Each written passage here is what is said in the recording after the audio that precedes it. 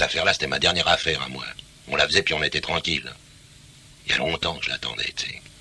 Il y a longtemps que j'en ai marre de toutes nos petites conneries et de tout notre cirque. Je veux prendre ma retraite, moi, tu comprends pas, non? C'est bien, Max. Tiens. Tiens, mais regarde ta tronche un peu. Regarde, gaffe un peu les baloches que t'as sous les yeux, regarde les miennes. Et puis ça, et ça. Crois que c'est beau, hein? Eh non, mon pote, crois-moi, va faut accrocher, allons. Oh, t'exagères un peu, Max. Non, j'exagère pas, j'ai du chou, moi. Pauvre Riton. Le grand Jacques Becker réalise en 1954 ce classique du film policier français Touchez pas au Grisby. Ce film est intéressant à deux titres d'abord, parce que c'est à la fois le retour au premier plan de Jean Gabin dans le cinéma français et la rencontre de deux mythes, un mythe établi et un mythe en construction, Lino Ventura. Au début des années 50, Jean Gabin est vraiment au creux de la vague.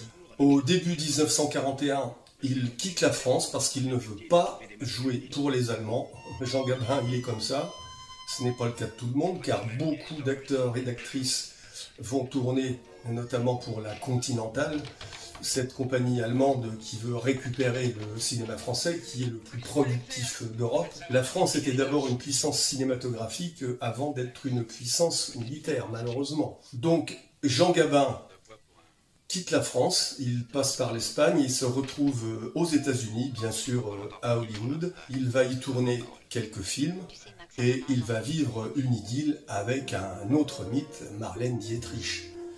Et comme disait Marlène Dietrich, vous savez, se réveiller à côté de Jean Gabin, c'est quand même quelque chose. À Hollywood, il va retrouver bien sûr d'autres cinéastes et acteurs français exilés. Il tournera notamment avec Julien Duvivier, qu'il connaît bien. Il tournera L'Imposteur, qui est un bon film. Mais le mode de vie américain ne plaît pas vraiment à Jean Gabin, qui incarne lui-même la quintessence de l'esprit français. Et au début de 1943, il s'engage dans les forces françaises libres et il va au combat. Il n'est plus Jean Gabin, il est Jean Moncorgé. Il sera même chef de char et fera les combats de la Poche de Royan. Bon, je dis ça parce que je suis Rochelais, que c'est en Charente-Maritime. Jean Gabin, c'était vraiment l'homme de tous les courages. Et d'ailleurs, quand René Clément tournera Paris brûle-t-il, où il y a vraiment tout le Gotha du cinéma mondial, français, américain, on retrouve toutes les stars de l'époque, et René Clément demande à Jean Gabin s'il veut tourner dans le film, et la réponse de Gabin est admirable. Moi, la guerre, je l'ai fait, mais en vrai. Et donc, il ne tournera pas dans Paris brûle-t-il, qui au demeurant est un très grand film. Quand Jean Gabin revient en France, il n'est plus bien sûr le jeune premier qu'il était, qui avait tourné avec Duvivier tous ces grands films et avec Carnet-Prévert, que ce soit Le Quai des Brumes, Le Jour se lève, Pépé le Moco. Il revient, il a les cheveux blancs.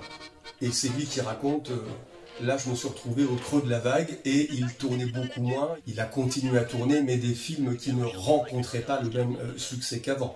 Pourtant dans ces films on trouve quand même quelques très bons films, notamment Martin Romagnac avec Marlène Dietrich.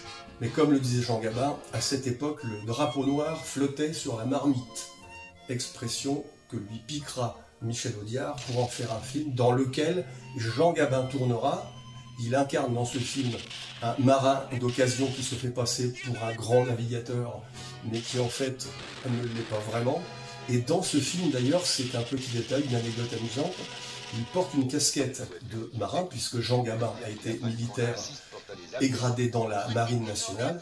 Et dans le drapeau noir flotte sur la marmite, il porte sa casquette d'officier de la France libre. Je reviens au Grisby. Le Grisby d'ailleurs, c'est comme ça que Jean Gabin parlait de ce film. Ce film marque le retour de Jean Gabin au premier plan. Et c'est la deuxième période de Jean Gabin. Ce qui est formidable avec cet acteur, c'est qu'il a toujours été dans son âge. Il n'a pas voulu éterniser ses rôles de jeune premier. Il aurait pu le faire, il suffisait de se teindre les cheveux. Mais Jean Gabin, ce n'est pas trop sa tasse de thé. Il est le Jean Gabin qui va tourner un nouveau style de rôle, et c'est presque comme une nouvelle filmographie, une deuxième partie. Et Jacques Becker trouve, pour mettre en face de Jean Gabin, un acteur qui n'a jamais fait de cinéma, mais qui est quand même un acteur, puisque c'est un catcheur. Les catcheurs sont effectivement des sportifs de haut niveau, mais aussi des acteurs, puisqu'il y a une mise en scène dans les combats de catch. Il joue son premier rôle dans Touchez pas au Grisby. Et quand Lino Ventura arrive sur le plateau, il veut absolument, avant de faire quoi que ce soit, rencontrer Jean Gabin. On lui dit que ce n'est pas possible, Jean Gabin, c'est quand même la grande star du cinéma français. On ne rencontre pas Jean Gabin sur un caprice.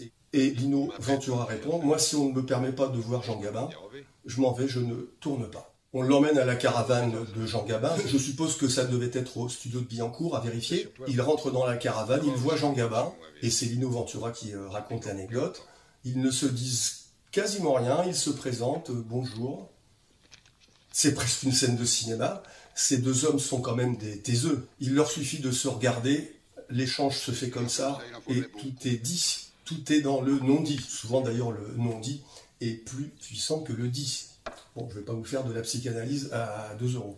Et le tournage commence. Et franchement, quand on voit Lino Ventura dans Touchez pas au Grisby, on a l'impression qu'il a fait ça toute sa vie. Et c'est le démarrage d'une carrière grandiose. Lino Ventura, c'est presque le successeur de Jean Gabin. Ce film, bien sûr, c'est une histoire de truand. Je vous ai parlé récemment de la métamorphose des cloportes. Lino Ventura va se fondre parfaitement dans ses rôles de gangster. Et c'est le premier film où il va parler la langue d'Albert Simonin, puisque Touchez pas au Grisby, le roman est sorti en 1953 dans la fameuse série noire, et il sort au cinéma l'année suivante, puisque le roman a eu un succès fracassant, et ce film est vraiment un polar à la française, un film noir. On parle souvent de film noir en référence au polar américain, avec Bogart, Robert Mitchum et tous ces acteurs mythiques. Mais il y a aussi une tradition en France du film noir.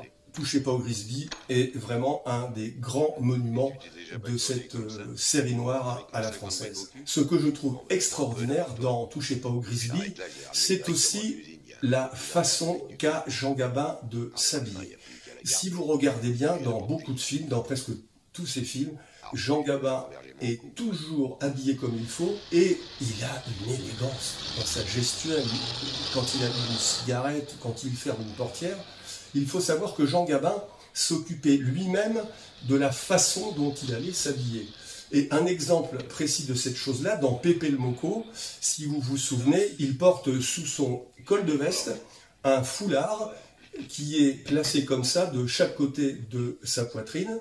Quand le film est sorti, il a eu un grand succès. Tous les gangsters de l'époque, et même les demi-sels, se sont mis à cette mode du foulard, parce qu'ils trouvaient le look de Jean Gabin extraordinaire. Voilà un bel exemple de la fiction qui rejoint la réalité. Le cinéma et la réalité, c'est un mélange constant. C'est comme le rêve et la réalité, on ne sait jamais où se trouve la frontière. Bien sûr, Touchez pas au Grisby se passe dans le milieu des voyous, le milieu des hommes, comme on dit, mais il n'y a pas que des hommes qui jouent dans Touchez pas au Grisby. Il y a aussi 2 formidables actrices qui sont très jeunes à l'époque, Jeanne Moreau et Dora Dole. Et la pauvre Jeanne Moreau tournera une scène mémorable où elle reçoit quelques baffes de la part de Jean Gabin, et je pense que ces baffes n'étaient pas simulées. Elles sont très réalistes à l'écran. Et aux côtés de Jean Gabin, il y a aussi René Dary, qui joue Riton, un voyou sur leur tour, mais qui n'a pas vu passer le temps. Et René Dary aussi, c'est un acteur que malheureusement on a oublié. Il a été, je dis ça pour les plus vieux d'entre vous, qui peut-être comme moi ont vu, étant enfant à la télé, le Belphégor de Claude Barma. Eh bien, René Dary, c'était le fameux commissaire Ménardier que l'on voyait dans le feuilleton. Et on ne peut pas parler de Touchez pas au Grisby sans penser à la musique de Jean Vienner, avec ce fameux air à l'harmonica. Et d'ailleurs, cet air à l'harmonica servira lors de la première cérémonie des Césars en 1975, qui a été diffusée sur Antenne 2 et présentée par Pierre Tchernia. Je m'en souviens très bien parce que je l'ai vu. Et c'est sur l'air de Touchez pas au Grisby, de ce fameux air d'harmonica, que Jean Gabin, qui a été le premier président des Césars, a déclaré ouvert la cérémonie des Césars. Et il retrouvera d'ailleurs à la fin de la cérémonie pour annoncer le César du meilleur film qui cette année 75 est décerné au Vieux fusil de Robert Enrico. Il remontera sur la scène des Césars et cette fois il retrouvera Michel Morgan sur la musique du Quai des Brumes. Tout cela pour vous dire que la musique de Jean Vienner est fabuleuse. Jean Vienner qui composa aussi pour l'ORTF la musique de la séquence du spectateur qui était diffusée vers midi sur la première chaîne de l'ORTF, il n'y en avait qu'une. C'est la première émission que j'ai vue, je n'étais pas très vieux. Et pour l'ORTF, Jean Vienner composa aussi la célèbre musique au piano qui accompagnait, peut-être vous vous en souvenez également, Histoire sans parole, qui servait un peu d'interlude entre les programmes quand il y avait quelques problèmes techniques. Et cette musique au piano accompagnait des courts-métrages de l'époque du cinéma muet où on voyait Charlie Chaplin, Buster Keaton, Harold Lloyd et beaucoup d'autres. Vous retrouverez aussi dans Touchez pas au Grisby le grand Paul Francoeur qui a été un des grands complices de Jean Gabin, il a joué tellement de films avec lui. Voilà, je m'arrête parce que j'ai tellement de choses encore à dire que la vidéo risquerait de durer trop longtemps. Si vous ne l'avez pas vu, il faut absolument regarder Touchez pas au Grisby, d'ailleurs je crois qu'il est sur YouTube.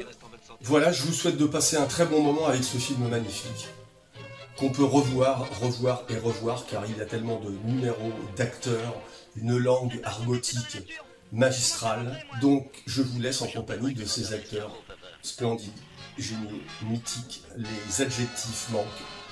Touchez pas au Grisby, Jacques Becker, 1954.